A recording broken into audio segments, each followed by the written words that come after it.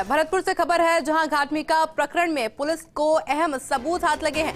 FSL की forensic की DNA report के बाद में पुष्टि हुई है कि बोलेरो गाड़ी में जलाकर की गई थी जुनैद और नासिर की हत्या। और साथ ही साथ आईजी गौरव श्रीवास्तव ने बताया है कि जिस स्कॉर्पियो गाड़ी को बरामद किया गया है उसमें ब्लड के निशान मिले थे, जिनका डीएनए टेस्ट कराया गया तो वह जुनैद और नासिर के ही थे। और ये बड़ी अपडेट इस पूरे प्रकरण में सामने आई है।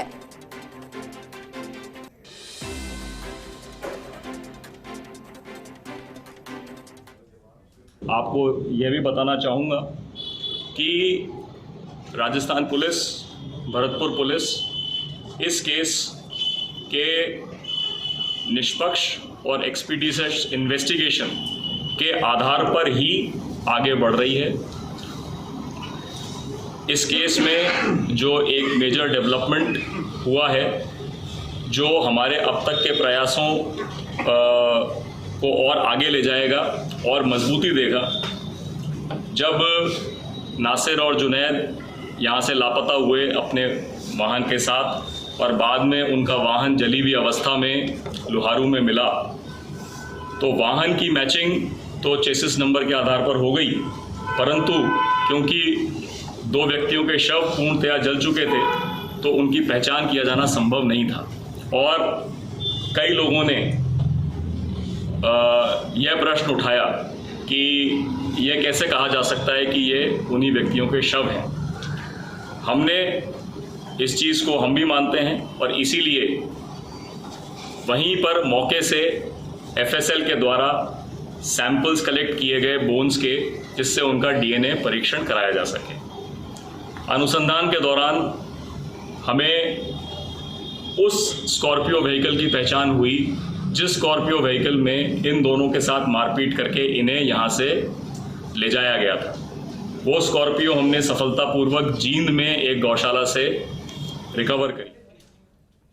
और इस खबर पर अधिक जानकारी के लिए हमारे साथ हमारे सहयोगी रवि कटारा भरतपुर से फोन लाइन पे जुड़ चुके हैं। रवि, घाटमिका प्रकरण में कुछ अहम सबूत लगे हैं पुलिस को हाथ में, ऐसे में क्या कुछ अपडेट? देखिए, बिल्कुल जो घटनाक्रम हुआ था उसमें जो डीएनए की रिपोर्ट थी वो आ चुकी है और जो इस बात की पुष्टि करती है कि जो सब जले मिले थे वो नासिर और जुनैद के थे, क्योंकि पुलिस उस हाल ये कह नहीं पा रही थी कि जो सब मिले हैं वो नासिर के या जुनैद के दोनों के हैं या नहीं, लेकिन अब इस चीज की पुष्टि हो चुकी है। और कल आईजी जो है भरतपुर रेंज गौरव श्रीवास्तव, उन्होंने पुष्टि की है इस बात की, क्योंकि उन्होंने जो सैंपल भेजे थे जयपुर, उसमें इस बात की पुष्टि की गई है कि वो दोनों जो सब थे वो नासिर और जुनैद के थे। ठीक है, सबसे बड़ी बात यह है कि अब उनका जो अनुसंधान है वो आगे बढ़ा है। उसमें जो बरामद की गई स्कॉर्पियो गाड़ी थी, उसमें जो ब्लड के निशान थे, उसमें पता चल गया कि नासिर के साथ पहले मारपीट की गई थी, जिसके बाद उनकी हत्या की गई थी। जी रवि, जो पुलिस की कार्यप्रणाली है, पुलिस जो कार्रवाई कर रही है अभी, वो उसमें क्या कुछ चल रहा है? देखिए, पुलिस ने 8 आरोपियों को, जब एडीजी क्राइम दिनेश एमएन जब भरतपुर आए थे तो उन्होंने 8 आरोपियों की सूची जारी की गई थी। जी रवि, आपका बहुत बहुत शुक्रिया हमारे साथ जुड़ने के लिए और तमाम जानकारी हमारे साथ साझा करने की।